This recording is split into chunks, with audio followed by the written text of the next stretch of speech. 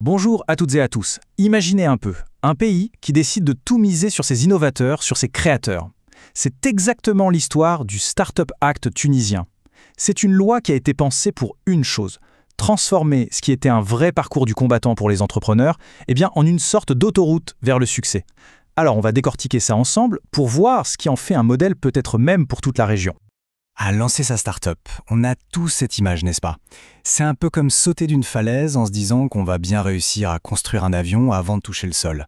Le risque financier, l'incertitude totale, la pression, franchement, le chemin est plein d'obstacles. Et ça, c'est vrai partout dans le monde, que l'on soit à Tunis ou au cœur de la Silicon Valley.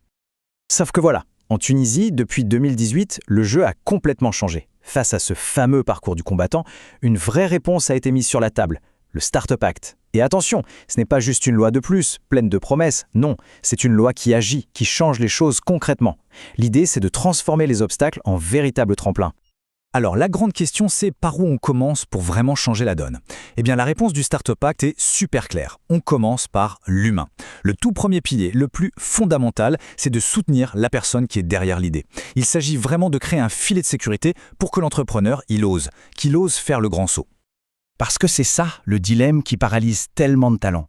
Comment on fait pour se lancer, pour poursuivre cette idée qu'on pense géniale, quand on a les factures qui tombent, le loyer à payer et un job stable qui assure tout ça? C'est une angoisse terrible. Le Startup Act, il s'attaque à ça de front, avec des solutions on ne peut plus concrètes. Et franchement, les solutions sont assez impressionnantes. D'abord, il y a ce qu'on appelle la bourse de création. Imaginez un peu. On vous donne une bourse, un revenu de base, pendant 1 an, juste pour que vous puissiez vous consacrer à 100% à votre projet. Ensuite, il y a le congé pour créer sa start-up. Là, que l'on soit salarié dans le public ou le privé, on peut mettre son job en pause pendant 1 an, c'est même renouvelable, sans tout sacrifier. Et ce n'est pas tout, même les jeunes diplômés gardent certains de leurs avantages. C'est un paquet super complet, pensé pour vraiment libérer l'esprit de l'entrepreneur. L'impact, il est énorme. C'est simple, on passe d'un saut dans le vide à une sorte de passerelle bien sécurisée. Avant cette loi, il fallait tout quitter, démissionner, prendre un risque absolument maximal.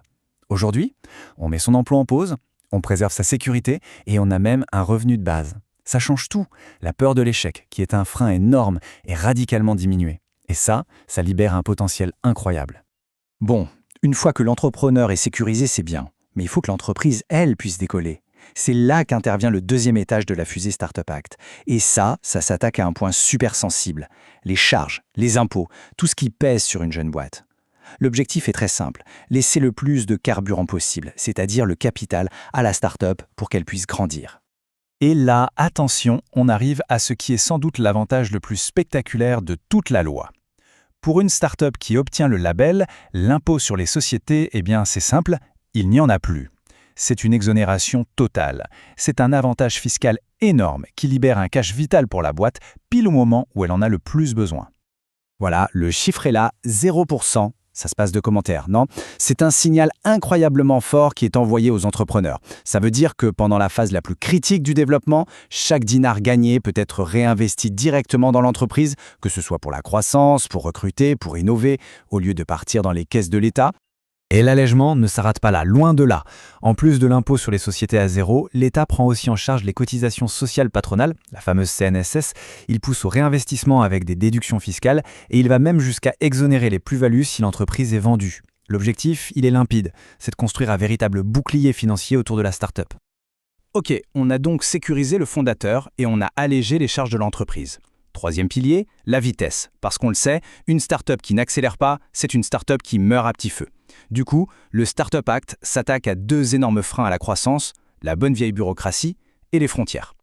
Et là encore, la simplification est radicale. Fini le cauchemar du labyrinthe administratif, les piles de paperasse, les allers-retours entre les différents bureaux. Tout, absolument tout, est maintenant centralisé sur une plateforme en ligne, le Startup Portal.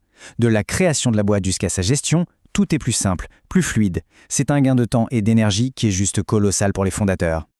100 000 dinars tunisiens, c'est le nouveau plafond annuel de ce qu'on appelle la carte technologique. Alors ça peut paraître technique, mais qu'est-ce que ça change en vrai? Absolument tout. Concrètement, ça veut dire qu'une start-up tunisienne peut maintenant payer facilement ses serveurs sur Amazon Web Services, ses abonnements à des logiciels étrangers, ses campagnes de pub sur Google ou Facebook. Bref, elle peut opérer à l'international sans blocage. C'est la clé pour pouvoir jouer dans la cour des grands. Donc, si on résume, les outils sont vraiment là pour permettre aux startups de fonctionner sans frontières. On a un compte spécial en devises étrangères pour gérer les transactions internationales. On a un statut spécial qui simplifie énormément les passages en douane. Et bien sûr, toutes les procédures de gestion sont centralisées en ligne. Le message derrière tout ça est simple, concentrez-vous sur votre produit, sur vos clients. On s'occupe de simplifier la paperasse. Allez, on arrive au dernier pilier et c'est un point super stratégique. Parce que pour qu'un écosystème de start-up fonctionne, il lui faut du carburant. Et ce carburant, c'est l'argent, c'est le capital. Le Startup Hack l'a bien compris et a donc mis en place tout un tas de mesures pour séduire ceux qui financent l'innovation, les investisseurs. L'idée, elle est très claire. C'est de rendre l'investissement dans une start-up tunisienne quasiment irrésistible. En créant un cadre qui est hyper avantageux pour les investisseurs, la loi cherche à attirer les capitaux, qu'ils viennent de Tunisie ou de l'étranger. C'est une façon un peu indirecte, mais qui est redoutablement efficace, de financer tout l'écosystème. Alors, comment on fait pour les attirer, ces investisseurs? Eh bien, en rendant le risque beaucoup plus acceptable. Et pour ça, les incitations sont vraiment puissantes. Il y a une déduction fiscale totale des montants investis, une exonération de l'impôt sur les plus-values si la start-up est vendue avec un bénéfice, et il y a même un fonds de garantie qui vient réduire le risque et amortir les pertes en cas d'échec. Le message envoyé aux investisseurs est très clair. Allez-y, investissez, l'État partage le risque avec vous. Et c'est là qu'on voit se dessiner un véritable cercle vertueux. C'est une mécanique assez simple au fond. En rendant l'investissement plus sûr et plus rentable, on attire plus d'argent. Plus d'argent, ça veut dire plus de financement disponible pour les startups. Et plus de startups qui réussissent, eh bien, ça attire encore plus d'investisseurs. L'écosystème se met à tourner tout seul. Il s'auto-alimente. Du coup, la question finale se pose. En sécurisant le fondateur, en allégeant les charges de l'entreprise, en accélérant sa croissance et en attirant les capitaux, est-ce que la Tunisie a trouvé la formule magique pour devenir le prochain grand hub d'innovation? Les fondations en tout cas sont là et elles sont solides. C'est l'avenir qui nous dira si la promesse sera tenue. Merci d'avoir suivi cette analyse.